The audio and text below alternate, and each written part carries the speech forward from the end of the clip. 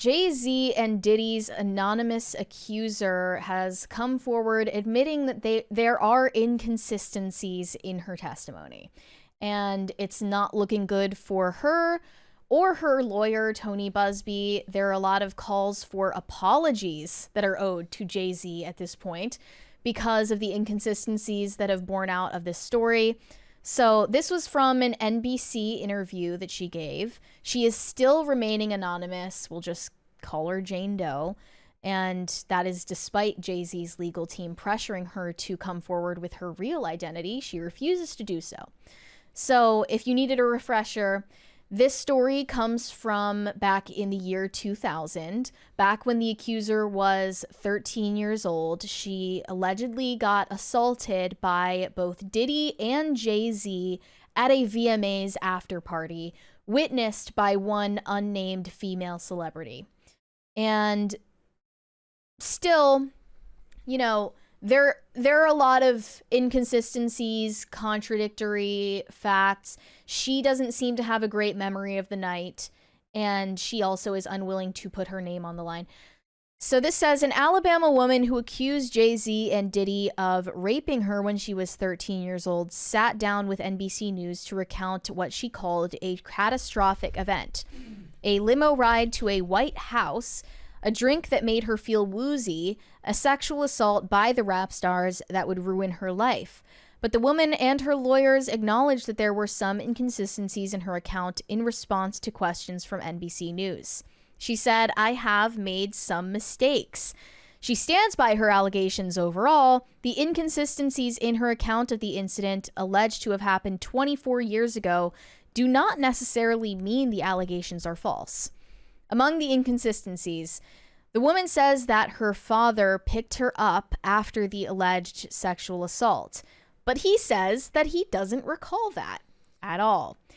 In fact, it's later detailed that her home address at the time in New York was about a 5-hour drive away from New York City where the after party would have been happening. So I think that she or her father would have recalled that being a 5-hour long drive, not a local drive.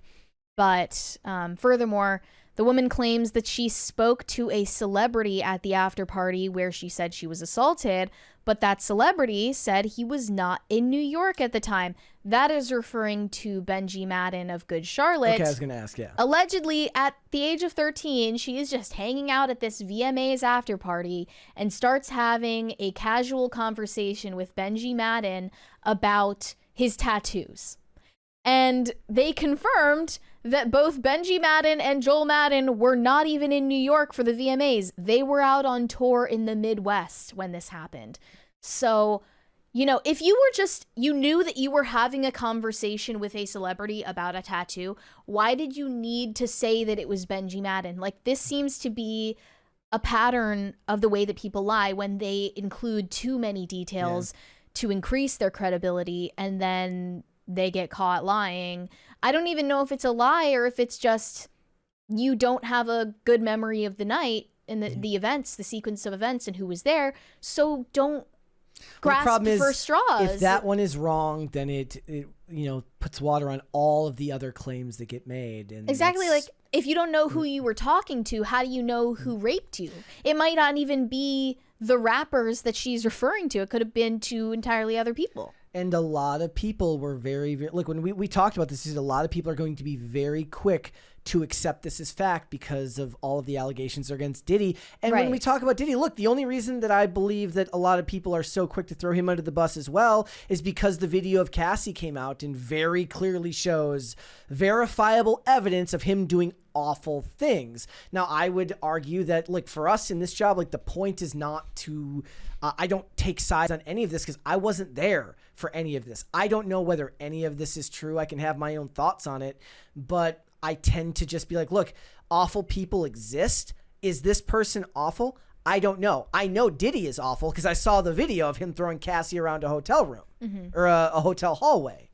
So for this stuff, a lot of people are coming out now and saying, like, a lot of people were just really, really looking forward to seeing Jay-Z, fall. see him taken down a peg or two. I'm not like a fan or anything. I don't really care, and I still think that Jay-Z and Beyonce are probably pretty morally corrupt people. There's a 20 there. But Boosted Yogi said inconsistencies, huh? You mean like E. Jean Carroll's grape story? Well, I mean, and we just saw what happens when somebody says the wrong thing about Trump and then he sues and wins a defamation suit against ABC or whoever it was and gets a $15 million lawsuit. I think it's more than plausible that someone who was 13 at the time of this traumatic event would not have a detailed memory of the events of the night. But if you know that about your credibility, then don't add details that you don't know, right? Yeah. Like adding in that you were like talking to Benji Madden is just so weird to me. Like, why would you even say that? Especially when you know naming that person means they will be called to the stand as a witness. Yeah. Hello, like that's how legal proceedings work. But they continued here. Images from that evening show Jay-Z and Diddy at a different location than the one that the woman described. Yeah. They were at a nightclub, I believe called The Lotus, and it was not the white mansion that she described with a U-shaped driveway. So I don't know what to make of this. Then Jay-Z released a statement to NBC saying this incident didn't happen, and yet Tony Busby filed it in court and doubled down in the press. True justice is coming. We fight from victory, not for victory.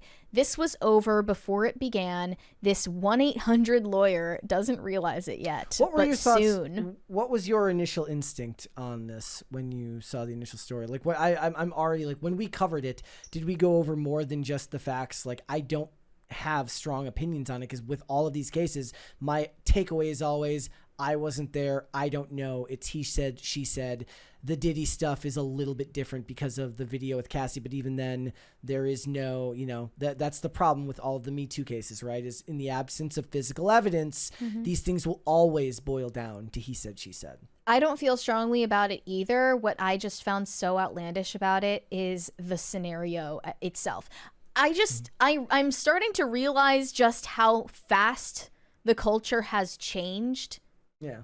Or at least I hope it has, that a 13-year-old girl would end up driving in a limo to a VMAs after party with A-lister musicians and celebrities, and she would be drinking with them, like getting served by a waitress, and that this scenario would even come to pass is so insane to me. But I know that there are teenagers and tweens who are that neglected and that, I guess, grown for their age, that situation is plausible. Like, she says she was driven to the VMAs by a 20-year-old friend of hers at the age of 13.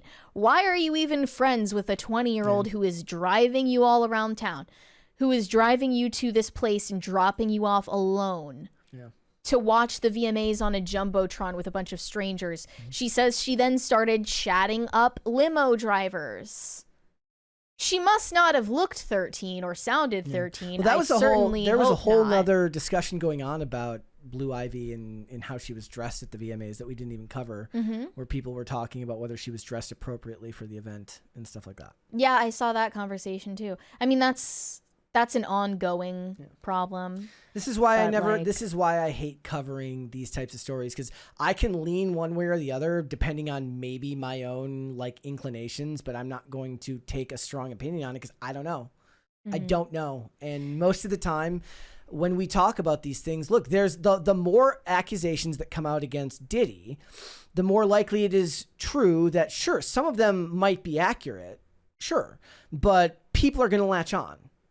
Right? Like, there's going to be people who are pulling one over on them. And the problem is, as we've talked about a million times, is that throws water on actual victims who have actually been harmed by these people. So however many of them that Tony Busby brings to the foreground, brings to bear, I can't imagine all of them are legitimate. Right. He is representing, I think they said, over 20 cases against Diddy right now. And right now, I did see, if you looked, I think we mentioned on Friday, the NFL has not cut ties with Jay-Z.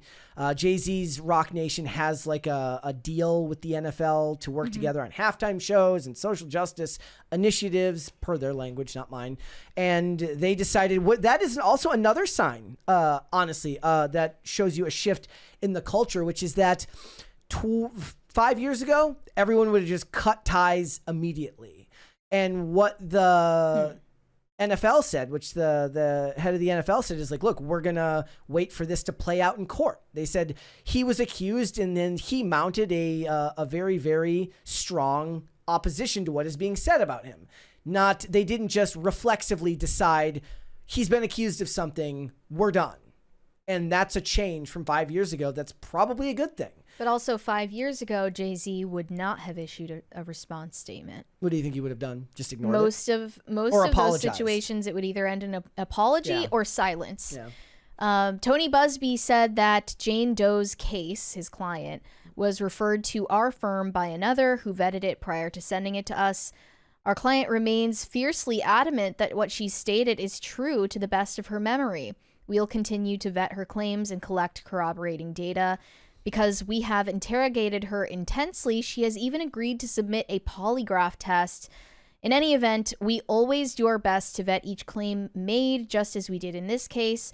This has been extremely distressing for her, to the point she has experienced seizures and had to seek medical treatment due to the stress. Now, Alex Spiro, Jay-Z's lawyer, said in response, "It is stunning that a lawyer would not only file such a serious complaint without proper vetting, but would make things worse by further peddling his false story in the press. We're asking the court to dismiss this frivolous case today, and we'll take up the matter of additional discipline for Tony Busby and all the lawyers that filed this complaint, calling it a shameful money grab." There are just so many other details in this NBC article. Like, you should seek it out if you're interested. For instance, the friend of hers who was 20 at the time that drove her to the VMAs did so after she snuck out of her bedroom window, like to evade her parents. This 13-year-old child snuck out of her bedroom window, hopped in a car with a 20-year-old. You're not friends with a 20-year-old. That's something else. I don't know what that is. And then they tried to get in touch with that person, and they, quote, appear to have died since then. And attempts to contact that friends, relatives have been unsuccessful thus far. I put the article. I linked the article person? In the chat right now. If anybody's who the hell is this person driving a child to the VMAs? Okay, so then just leaving them there. And this is allegedly 5 hours away from the little girl's home. Hello? This sounds like trafficking if it's true. And then she shows up and watches this on the Jumbotron with a bunch of fans outside. Yeah. She starts talking to random limo drivers. For some reason, Diddy's limo driver just happens to be hanging out, and he's like, this is her actual quote of what the guy said. "You look like a fit for like what Diddy's into," or something. And then puts her in the limo, has her sign a document that she didn't read. Yeah. They drive like 20 minutes to this undisclosed mansion Can a 13-year-old legally sign a contract anyways? No. Like, there's so much about it that just seems unbelievably outlandish. Yeah. So then they drive like 20 minutes away to this undisclosed mansion party. Yeah. And then she gets served a drink by a waitress that makes her feel funny. While she's talking to Benji Madden about his tattoos, she goes to a random bedroom to lay down. Then Diddy and Jay-Z just poof, like show up out of nowhere. And then there's like allegedly Beyonce watching in the cuck chair in the corner while this horrific shit happens to her. And then somehow she runs away to a gas station, calls her dad on the gas station phone, And then he shows up from 5 hours away where they live to pick her up, and on the drive home asks her 0 questions about what happened or why she was there. And the key to these stories, the reasons why they're so powerful in the media, is that if you have questions, first of all, people want the celebrities to be guilty more often than not. For all the people that were vehemently on the side of Johnny Depp and believed that Johnny Depp was innocent, fine. But a lot of them did not take that same attitude towards Jay-Z or towards Diddy, because the stories are vastly different. But people will clump them in together, right? There was a lot of evidence that showed that Amber Heard acted very, very badly in their relationship. But at the end of the day, we don't know all of the details of all of it. Fine. All right. I avoid these stories for that exact reasons. But if you do try to call into question anything that happened, you're going to be called a victim blamer. So all of it should be down to just reporting on what has been talked about, I suppose. And in this case, a lot of these things, like the friend specifically, who is the 20-year-old friend. And why are they dead? Yeah. Okay. So I would be interested. I would be interested to know what you guys think about it. What is the for those of you in the chat, what is your take on these types of stories specifically? If you consume this type of content, right? Like, do you follow the cases very, very closely and then take into account all of the facts and all of the evidence that you see and then pass your judgment? Or do you just are you just going on vibes? You're like, I don't like the look of that guy. I go on vibes personally, but the dumbest response that I've seen to this whole situation is like, they're just making it up so that Jay-Z can't play at the Super Bowl. Like, really? Yeah. That's why this is happening? Yeah. Because they hate to see Jay-Z winning. Taylor Swift actually leaked this information so that she could play the Super Bowl. Actually, that wouldn't make any sense. She would lose money by playing the Super Bowl. True, actually. Or they're making it into like a racial thing, which is insane. They're like, oh, they're just leveling these false accusations because Jay-Z is a successful black man. I mean, what does that even mean? Would they have said that about Johnny Depp? Was that only because he was a white dude who had I never privilege? Heard that take. I never heard that take personally. And again, these cases are always messy, and it's always it's actually probably the most soul crushing. So that's another thing they were saying about Jonathan Majors. Yeah, they were saying that he was getting false accusations because he's black. Well, look. I'll never get over that video of him running away from Grace Jabari through the streets of New York City, where it's like, how am I supposed to hold crazy. You know what I mean? But for most of it, it's just, what do you do? These are the most soul crushing stories to cover because it's the ones that you have to go through. It's simultaneous, and I'll try to explain this. So when we cover these stories, and we're already running long here, when we cover these stories, there tends to be a couple of different types. There's some where you get a basic concept of an idea. Somebody said this thing. What do you guys think about it? And then everybody has a thought about it. And there's not a whole lot of information. And there's other types of stories which tend to be info dumps, which it's this happened. The article's long. You go through all of it piece by piece. Now, the stories that are info dumps tend to be more analytical, and you just kind of look at the information. Other times you just get a story where somebody just says something and then everybody gives their opinion on it. Those tend to have a more emotive reaction because it's just your vibes and what you think about that story. These are ones that are simultaneously both an info dump and unbelievably soul crushing because they involve the worst aspects of human nature. And that's not a good thing. But it's also depressing. Just completely speculative too. Exactly. So then you sound like you're not taking it seriously. And I don't know how to do that other than just this is what we know. I don't know. If you don't we'll like have that, to wait. We'll have to find somebody more. I actually think the only way we'll find out more is if she reveals her identity. Thanks for watching. Listen to full episodes of Pop Culture Crisis on Spotify. Keep up with us on social media and make sure you subscribe and ring that bell so you never miss the show. Bye, guys.